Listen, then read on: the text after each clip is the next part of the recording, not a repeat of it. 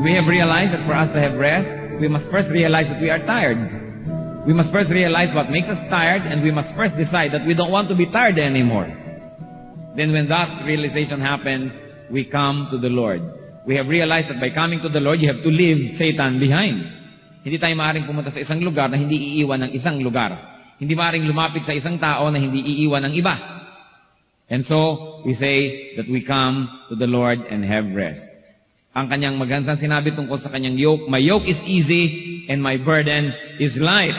Why do we want to come to the Lord? Because He said, my yoke is easy and my burden is light. How will you know if your life is lived the way Christ likes it lived? How will you know if you are blessed? How will you know if you are in the center of God's will? Today, we're going to find out a very easy way to know how it is that we can realize that we are in the Lord and the Lord is in us and we live according to His will.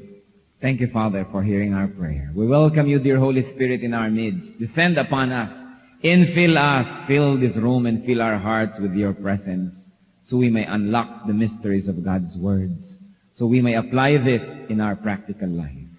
And Father, we pray that you're going to take over. In the name of Jesus, we rebuke any plans of the evil one against this assembly. And we welcome only your presence, dear Holy Spirit. Dear Father, sit on your throne of glory. Preside over this activity. Speak through me and speak to all of us. Do your will, accomplish your purpose, glorify yourself, and change your people from glory to glory. Let this activity be an act of worship, and may you be preeminent. May we focus our attention on you, and dear Lord, take over. Let your will be done. We seek you. In Jesus' mighty name. Amen. My yoke is easy and my burden is light. Yung mga taong iba, ayaw nilang sumama sa Bible study dahil sabi nila, mahirap nang mapasubo dyan kasi mahirap na pangatawanan niyang mga Bible study. Yung iba ayaw nila maging Christian kasi sabi nila, mahirap magpaka-Kristiyano. So huwag na lang.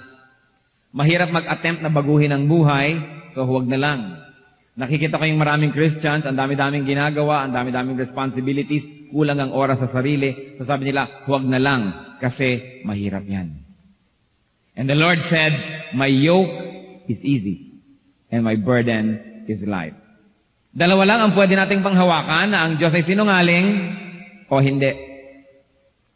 Totoo nga ba that His yoke is easy o bola lang yon? And we know the answer. The Lord is truthful. And the Lord is a God of honesty.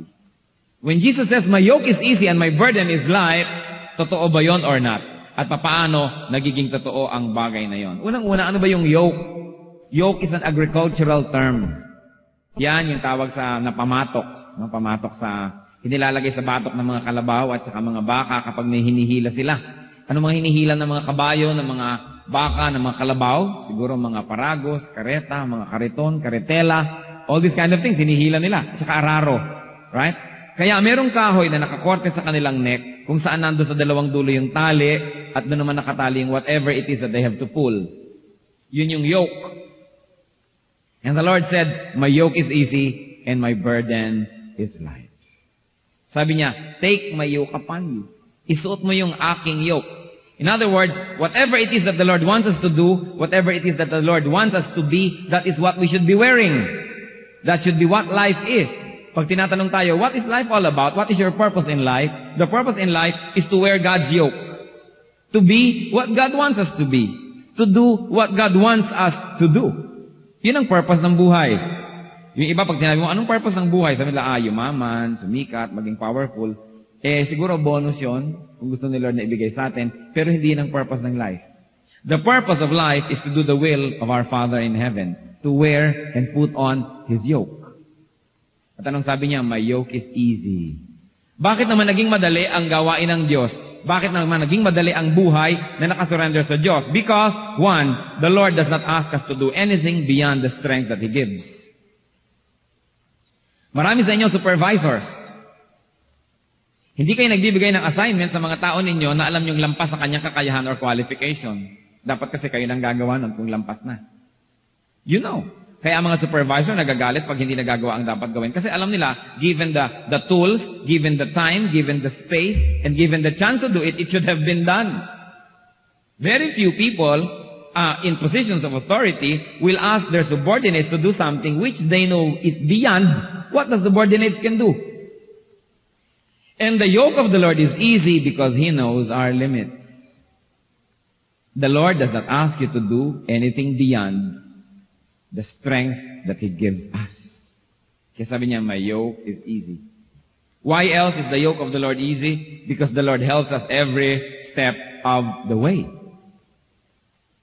When the Lord sends you, He accompanies you.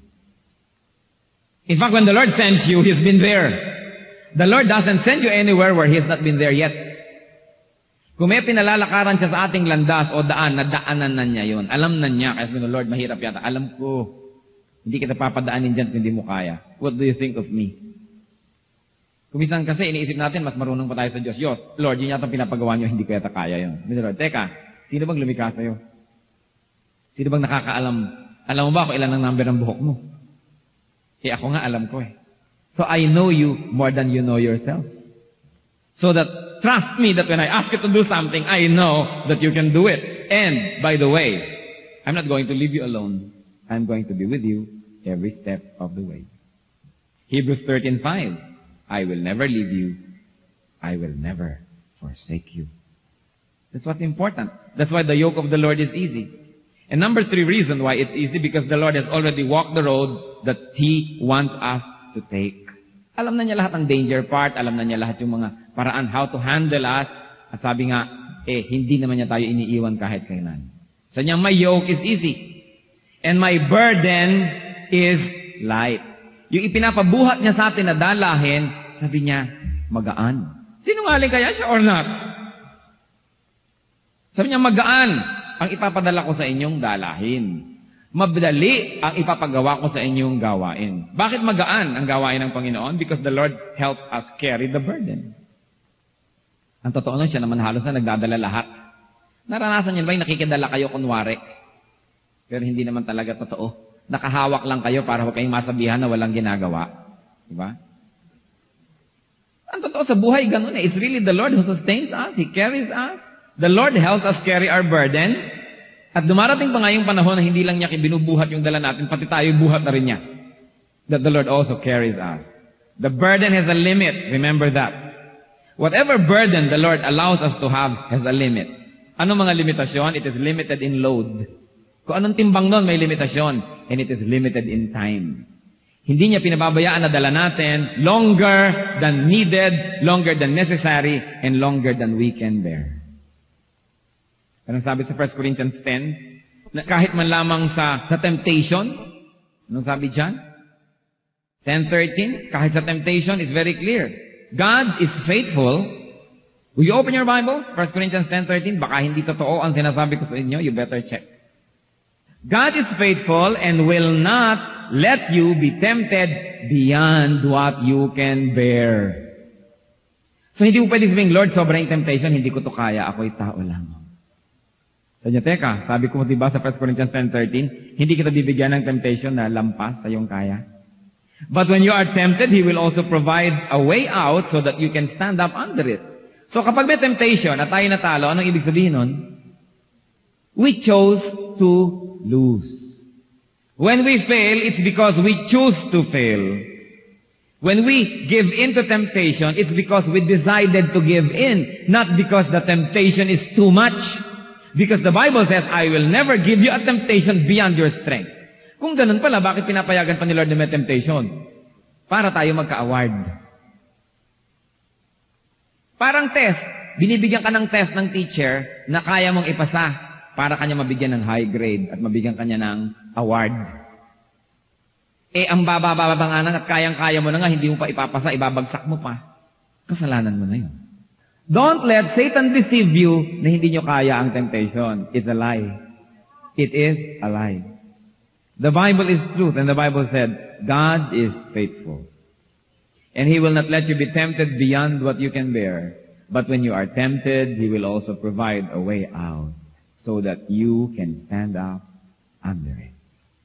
Dapat wala na sa vocabulary ng mga Christian yung sapagkat kami tao lamang. Di ba? Hindi totoo yung gusto kong bumait pero di ko magawa. So the burden is light because it has limit in load and because it has limit in time. And then the burden is light because our glorious hope makes the burden light. Naranasan niyo naman na nahihirapan pero ina-anticipate niyo yung reward. Yung mga, sino sa inyong pumasa na sa board? Yan. Alam niyo yon. Nahihirapan kayo pero inaasam-asam niyo yung meron na kayong lisensya, member na kayo. Sino naman yung na-board, nakaba-board? Sabihin niyo sa kanya, kaya mo yan. Konting tiis. Di ba? Darating din tayo dyan. But the point here is, pag meron kang tinitingnan, meron kang tinitingala, meron kang ina-anticipate na reward, gumagaan ang ating dala. Sabi sa 2 Corinthians 4:17, sabi ni Paul, for our light and momentary troubles are achieving for us an eternal glory that far outweighs them all. Pangsinin ninyo, sabi ni Paul, ang ating magaan at panandalian lamang na mga pamomroblema ay what? It achieves for us an eternal glory. Pero, isipin ninyo kung anong binabanggit ni Paul. Kinakain na sila ng mga leon at that time, no? Yung mga Kristiyani hinuhuli, binabalatan ng buhay, ipinipreso, ibinibilanggo, sinusunog, sinasamsam ang kanilang mga ari-arian, nagkakahiwa-hiwalay ang mga magulang at mga anak, at sabi ni Paul, this is a light and momentary trouble. Nakita niyo yon?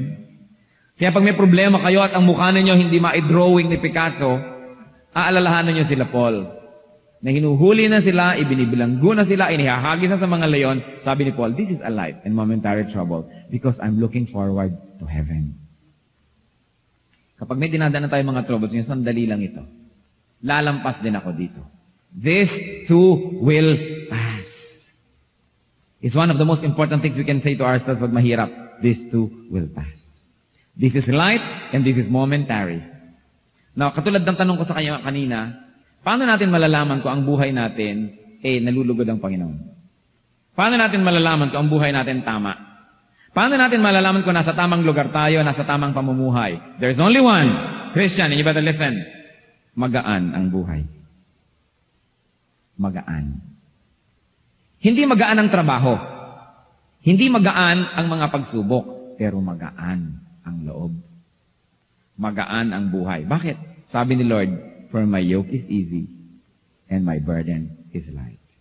In other words, if you are carrying the load of the Lord, if you are carrying the burden of the Lord, if you are carrying the yoke of the Lord, life is easy and light. Baligtarin natin. If your life is not light, it's not easy, the burden that you carry is heavy, I assure you, it is not a burden from the Lord. Kapag nabibigatan ka sa iyong dala, hindi Diyos ang naglagay. Kasi sabi niya, yung ilalagay ko sa iyo ay magaan. Kapag mahirap ang buhay, siguradong namumuhay ka, hindi sa paraan na gusto ng Diyos. Kasi sabi ng Diyos, my yoke is easy and my burden is light. So ngayon, alam na natin paano malaman kung tayo nasa center of God's will. Now you know, if the life you live is pleasing to God. Now you know, if the life that you have is the life that wants you to have, it must be easy and light. If it is not easy, if it's not light, it's not what God wants for you. Kaya kailangan iwan. Rest from it. Bitawan nyo yan kasi hindi nyo yan dapat dalhin. Ang pinag-uusapan natin dito, hindi hirap ng katawan. Hindi hirap ng trabaho, hindi hirap ng economics, kundi sa loob. Ang tao na nabubuhay sa kalooban ng Panginoon, magaan. Magaan ang puso, magaan ang pakiramdam. Kaya kung minsan may kausap ka, sabi mo, ang bigat naman itong taong to. Yung nararamdaman mo, parang bigat-bigat naman niyang kasama.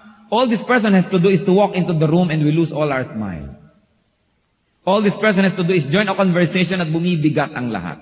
So, ngayon, mga kapatid, tingnan ninyo, tanongin niyo ang sarili niyo, is my life the way the Lord wants me to live it?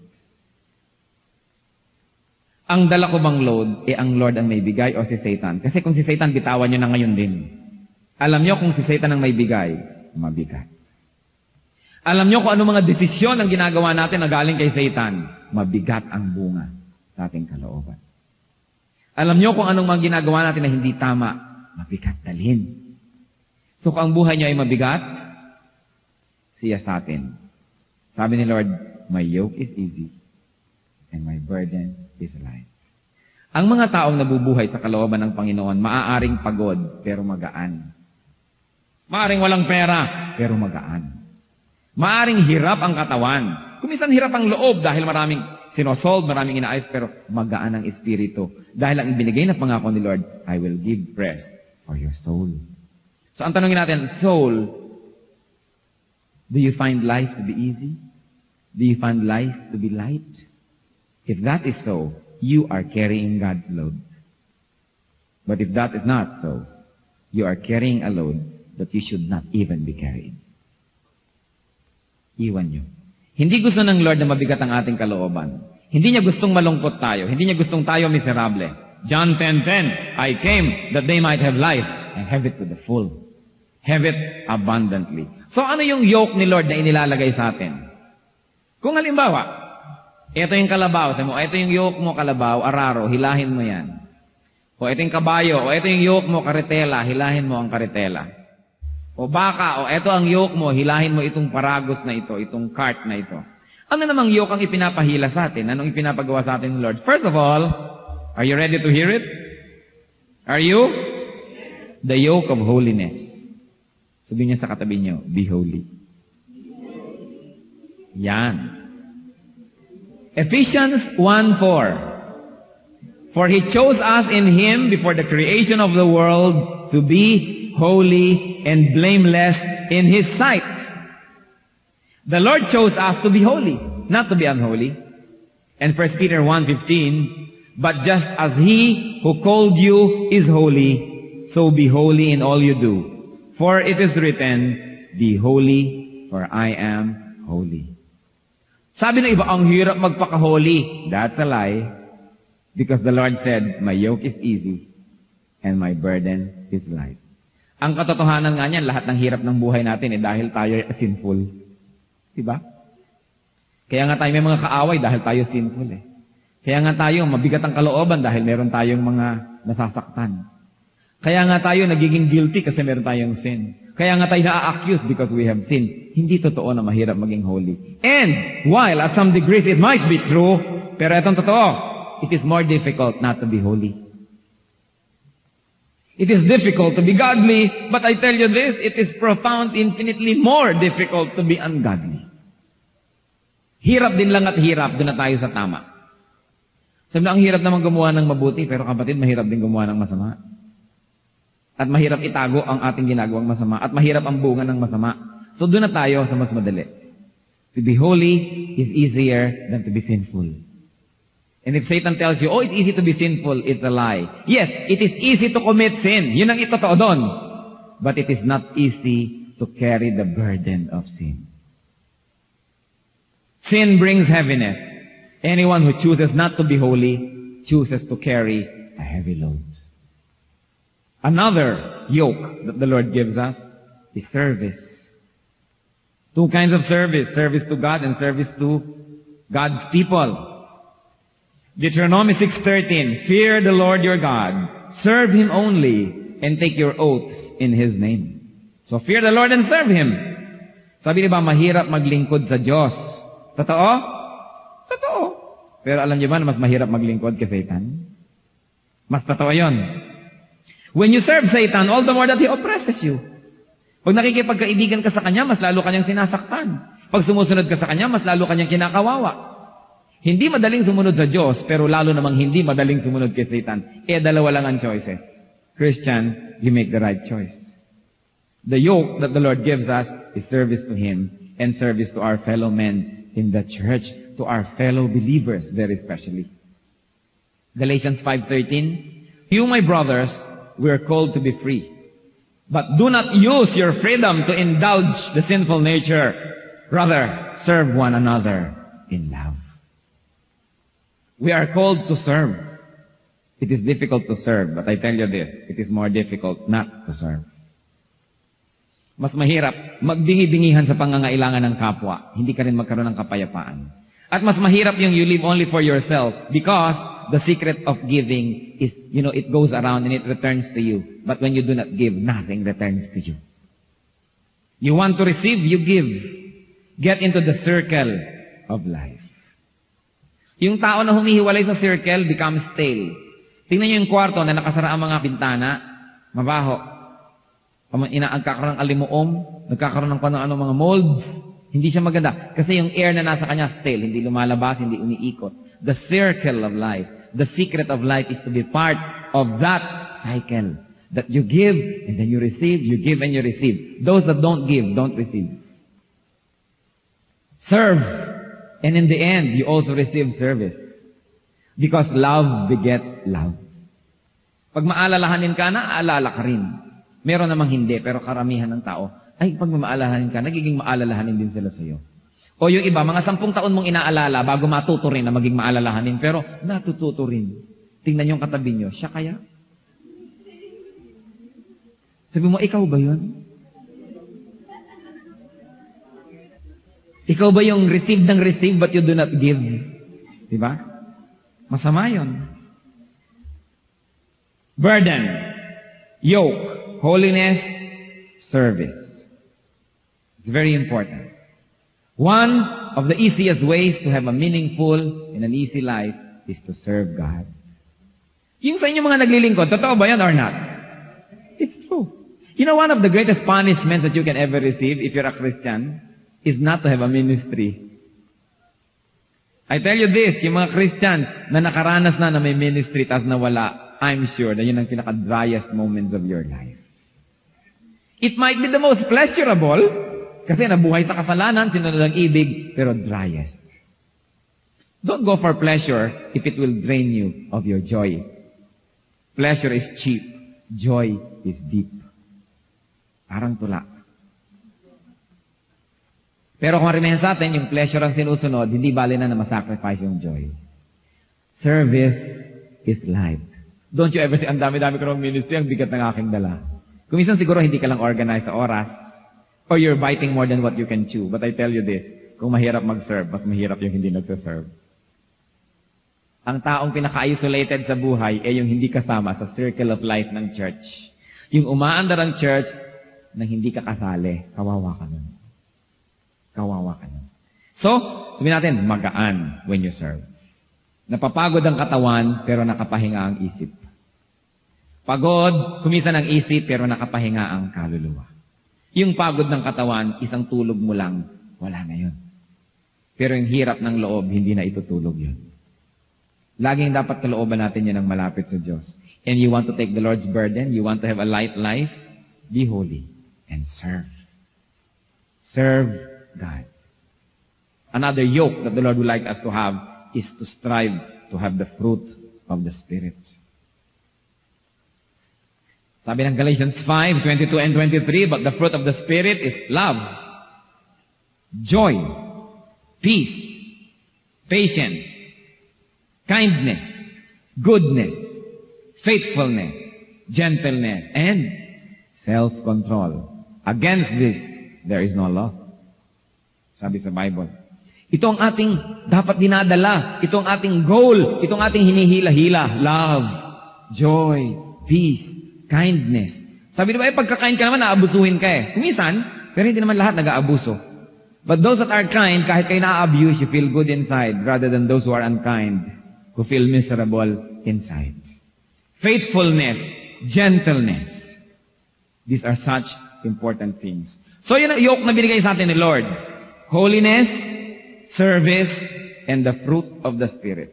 Pero ano ba talaga ang mga yoke na dinadala ng maraming tao? Kaya heavy eh. Kaya mabigat. Unang-una, the yoke of materialism. The yoke of now wisdom. Yung gusto lahat, enjoy now, enjoy now, enjoy now, as if there is no tomorrow. Gagawin ko na ngayon, isa-sacrifice ko na lahat ngayon, as if walang bukas. Too much love for the world. Too much love for things. Alam niyo, marami tayong misery kasi sobra tayong materialistic. We bite what we cannot chew.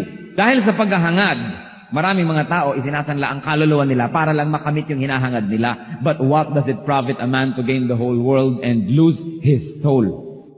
Ibinigay nga sa ang planetang ito, yung kaluluwa mo naman sa iba kay Satan. Di bali wala, hindi mo rin may enjoy yung planeta dahil wala ka eh. And that's the deception. That's the deception. Do not love the world. Like it only up to a certain degree, but do not be a slave of your desire for material things. Maraming mga tao sa kagustuhan ma-afford ito, mabili ito. Sige na, ibebenta na ang lahat. Ang kaluluwa, ang puri, ang lahat-lahat na, kung may bibili. No? Yung iba naman, wala rin bumibili kahit willing magbenta. 1 John 2:15, do not love the world or anything in it. Why? Because the love of the world is not of the Father. If you want your burden to be light, do not love the world. Merong mga tao dyan na wala lang ng pulsera at isang linggong hindi makakain. Diba? Nawala ng ganito, nawala ng ganon. Parang yun na ang lahat-lahat sa buhay. Well, siguro masama ang loob natin pag may nawala. Pero hindi ganun kahalaga para mawalan ka ng sigla at maging matamlay ka dahil bagay lang yun. Sabing ganon, the cravings of sinful man, the lust of his eyes, the boasting of what he has or does not come from the Father, but from the world. And what's wrong with the world? The world passes away, and the lust of it.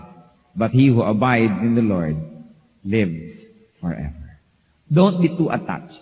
And so this is one of the idols of our present generation, and very especially among Yapis also. This is one of the idols, one of the yokes. This is one of the neuroses that we have. The too much neurosis. I like to call this the too much neurosis. One is too much materialism. Too much of this and too much of that. Another is too much pride.